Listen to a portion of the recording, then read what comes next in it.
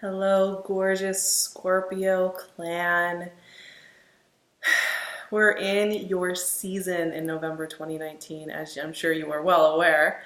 Uh, the power of your season, it takes us all to a deep place. And of course, the way that it feels for the sun to be transiting through your sign and for the energies to kind of be favoring your energy, it's a little bit more comfortable for you. It's a familiar feeling. You kind of get to come back home to yourself and do a lot of big checking in. And of course, this year you have the added bonus of having your Mercury retrograde happen in your sign for all the way through until November 18th.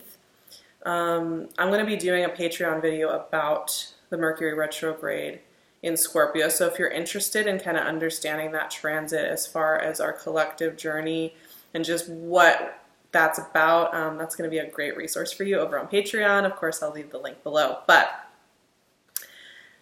one thing I will say about Mercury retrograde in your sign, when it's in your sign, it works a little bit differently than it does when it's in like other parts of your chart or working with other energies. Because what it kind of does is it helps you reevaluate your identity and who you want to be, how you want to move through the world. It helps you check in with yourself, right? So whereas, if you have in other parts of your chart, you may be finding it's harder to connect with other people or it's harder to get certain projects off the ground. With the Mercury retrograde in your sign of Scorpio, you'll just be noticing that you feel the desire to do that internal investigation, that you feel that desire to slow down and listen into your internal voice, and that you are a little bit more drawn to that magnetism rather than the external. And that is the beauty of Mercury retrograde in the water signs, is that in general, is that it does help us navigate and check in with our emotive process. So that retrograde is going on basically through the rest of your season. Of course, then we'll have the post-shadow phase, which some argue is more intense than the retrograde itself. It's up to you whether that's how it affects you or not. But, don't let that intimidate you that it's in your sign. Because like I said, what it's going to do is it's just going to kind of turn that lamp inward, and you may be finding that you're really curious about what's going on in here in your heart and your soul. And we also have a full moon during this Mercury retrograde in your opposing sign of Taurus. And full moons are illuminators. They help us shift something, they help us click in something, close something out, welcome in the next wave. And so if you have a relationship moon like this, which it will be for Scorps, this is going to be a time along with that Mercury retrograde where you are assessing all of that goodness, all of your emotions when it comes to relationship and what that means for you and what's working for you. So you may be finding that full moon's pretty intense, 10 of Wands. And of course we have a new moon in your second house. So as we move into Sagittarius season on the 22nd, the energy is starting to move over to Sag during the month of November. And then we have a new moon in Sagittarius on the 26th. And that, as the energy moves into your house of value, it's a Venus ruled house. So what you love and value, what you find beautiful, what you find connective in with you. And I know, Scorps, you all you value things that look, there's your card, death. You like things that smell good, look nice, present well. You want things that are quality. You enjoy quality. And so as this energy moves into Sagittarius, one of the words that came to mind for Scorps was value. Page of Wands. What you value, what you want to build on. Four of Cups. What you really want to take with you along on the journey. And that's the thing with solar returns and with a Mercury retrograde in your sign and with this check-in energy, is that it's a really potent time. What do you want to take with you this year? Page of Pentacles. We're getting some pages here. Knight of Cups. Romantic. I like it. Two of Wands. Anything that is feeling heavy or burdensome. Oh, two cards wanted to come out. Nine of Wands and the Knight of Swords. There's a lot of energy moving around with you. There's these pages moving around with you, there's these knights moving around with you, and then there's also a lot of closeout going on with these cards. And like I said, this is a month where things that are not serving you, you will find just dissolve, almost overnight go away, or take a back seat in your life. And the things that are working are going to speed up. So this is kind of one of those months. I say, we have one of these months every few months. We'll have a month that isn't about doing work, doing life in the typical, here's your to-do list, let's go kind of way. It really reminds us of the energetic universe and how that works, and kind of almost forces us to rely more on that process than on any external factors that may be influencing us, right? And this is definitely one of those months. You all work in this logic really naturally, actually, and so you may be finding this not as hard to navigate as some other signs. But it's that whole idea that in order for you to have all this expansive growth and all this warmth and this bigness and this boldness, you've got to slow down and listen in.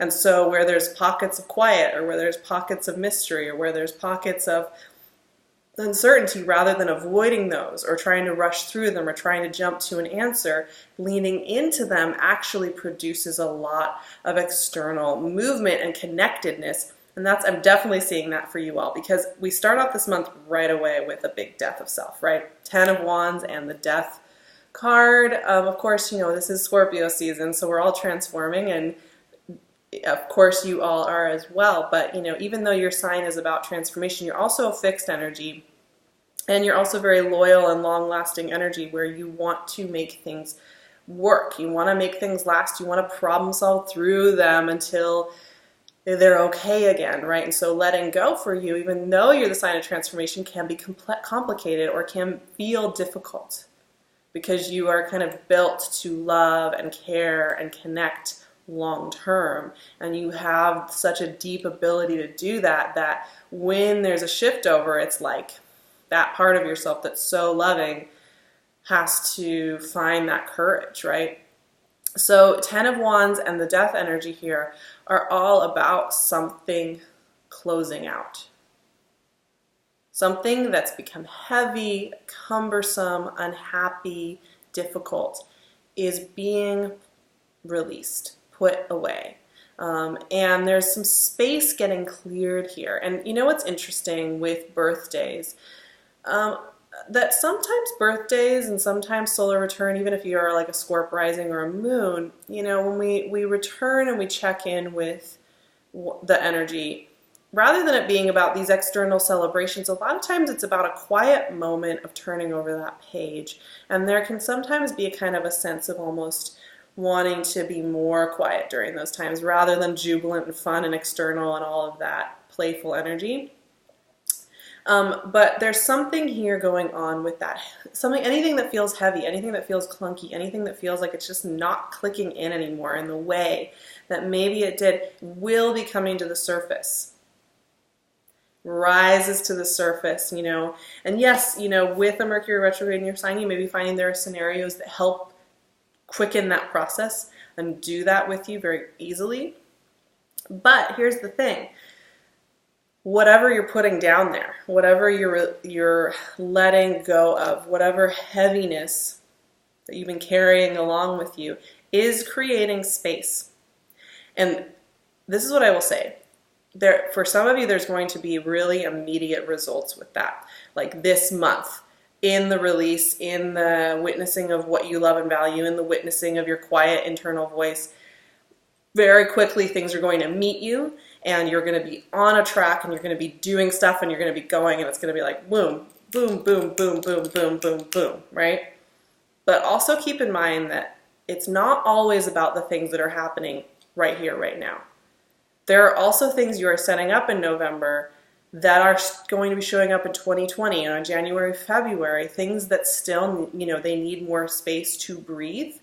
And so both things are going on. So don't limit yourself this month into thinking things have to be resolved, there has to be an answer or a solidification of every single aspect of your life in November, because there is a lot of fresh energy here, but there's also this kind of long range sight of realizing that, there's kind of the echo effect in the universe is that if we put away a habit that's not working for us, or we begin a habit that's really good, like a regular walking or exercise routine that really works for us, or abstaining from alcohol, a 6 or 8 week turnaround is often where we start to see those echoes coming back of that intent and of that integrity. And so just kind of keep that in mind, because like you'll see here, right?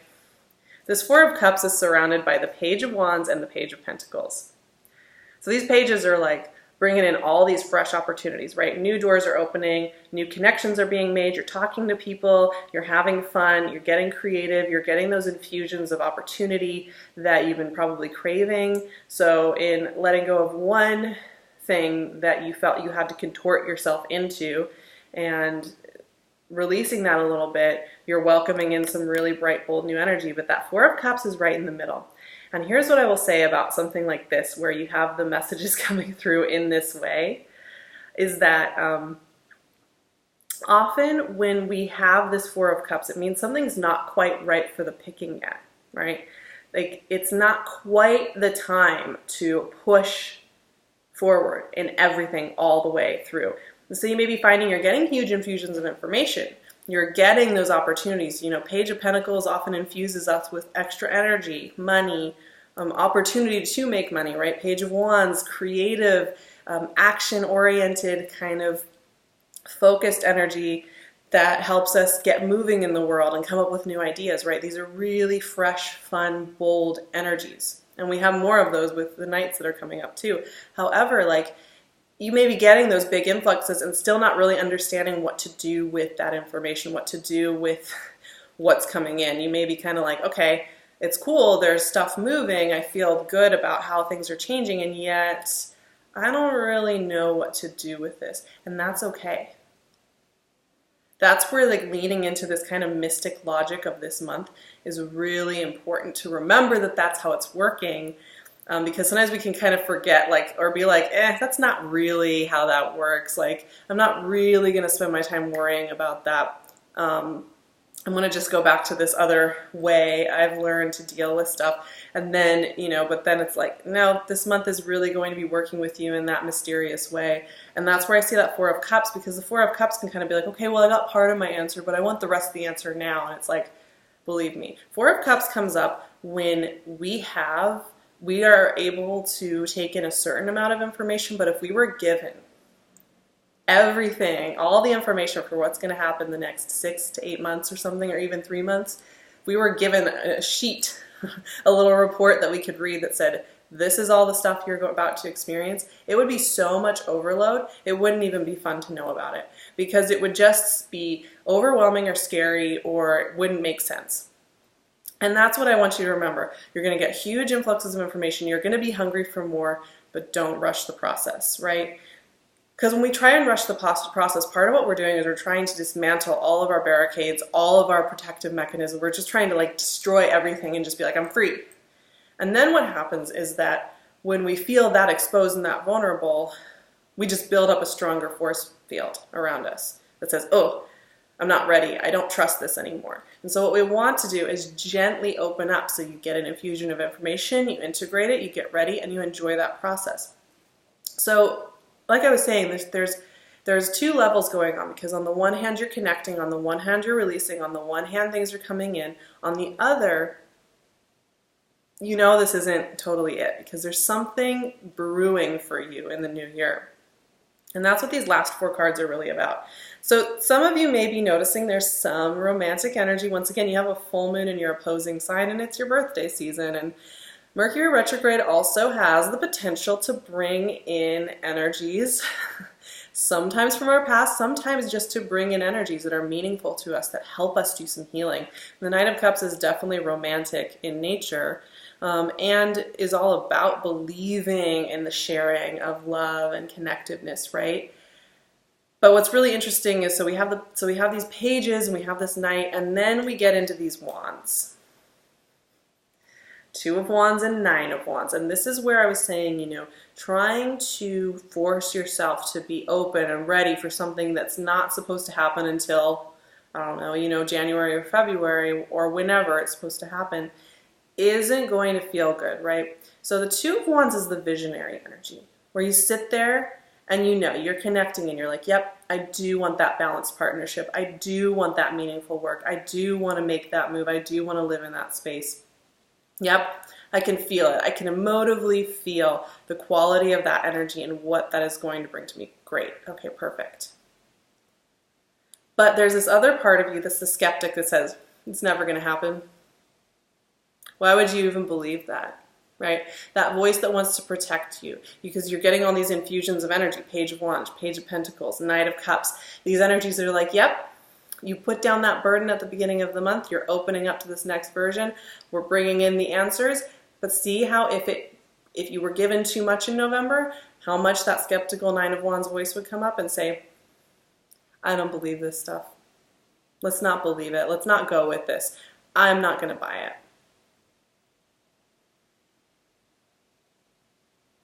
And the really great process to work within this, you gotta let yourself be visionary. Let yourself open that heart chakra and stand in that doorway and stand in that openness of all this good stuff coming in to meet you, because it is this month. It's starting to. It is. You're getting little infusions. Pay attention to those little infusions. And then also gently listen to the world-weary warrior, as I have nicknamed him, and let him speak. Sometimes, one thing that I have done with this voice, this fear, is I've actually let it speak through me and I just write out everything it has to say. What's really interesting about writing out everything it has to say, rather than you buying into it, as you read it on the page, you realize how ridiculous it is. It's not the voice of reason that it proclaims to be. It's not the voice of groundedness that it acts like it is. Like, oh, well, you're just being too wishy-washy and daydreaming. We always think, oh, this voice is probably the real voice. It's like, once you read everything it has to say to you, you see how fearful it is and how little it has to really say and how little power it has over you. And you've also just taken a time to witness it, not push it away, not try and burn it out of existence, but just to say, oh, yeah, there you are. Okay. And then that is really where healthy release comes from, rather than it coming from a place of destructiveness or this desire to burn something away, but incorporate and release. And that's where this breath of fresh air with the Knight of Swords comes in. So this month may feel like a bit of a push and pull. You get a whole infusion of energy, and then you also feel like something is dying off. You get a whole big thing of answers and new beginnings, and you're also wondering, how is this all going to work out? Like, seriously, how is this all going to work out? I don't know. But then by the end of this month, as we move into your second house, a Sagittarius energy starts to take hold as Mercury goes direct, right? Because Mercury does kind of help us all connect in with ourselves, which is an amazing gift. But then to reconnect with everybody in the world around us, Mercury going direct really helps us to do that. It brings in the breath of fresh air and a really important message for you. A really important message of clarity for you that's helping you connect the dots and get things moving in a way that really works for you. So be patient with yourselves this month, because you have a lot of really great stuff going on here, actually. And I love these energies for you. You've gotten 2 pages, 2 knights, 2 of wands, death energy, being reborn, waking up to really big new horizons. But once again, if you try and push too hard, if you try and push yourself into this life because you're just hungry for it, it will feel a little off, and you can't force it, right? You can't force it. Embrace this 4 of Cups energy, because I'm telling you, big things are coming your way. Big things are coming your way in 2020, and you don't want to overwhelm your system, right? You want to take your time. Now, I have some affirmations for you all for this mystical, magical month. Here we go. I take my time and feel through situations so that I honor my highest good.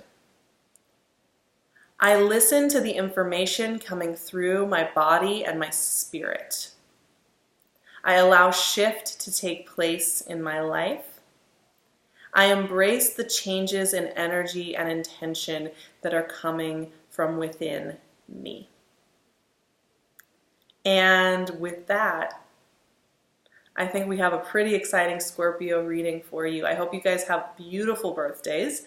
I hope this month gives you all the joy and creativity and connectedness you could ever wish for. I think it will. But you're the number one priority. Make sure you're taking care of yourself. Make sure you're listening into your body and your spirit. Like I said, make sure you're allowing yourself time to acknowledge what's not working, or when you need to go home a little earlier, when you need to check in with yourself. Don't put hard expectations on yourself. The softer, the easier, the better. Like I said, you can join me on Patreon. That's where I'm going to be having that Mercury retrograde discussion and a whole bunch of other discussions I'll be putting up soon, along with the weekly astrology forecasts, so that you can get a feel for the energies of the week.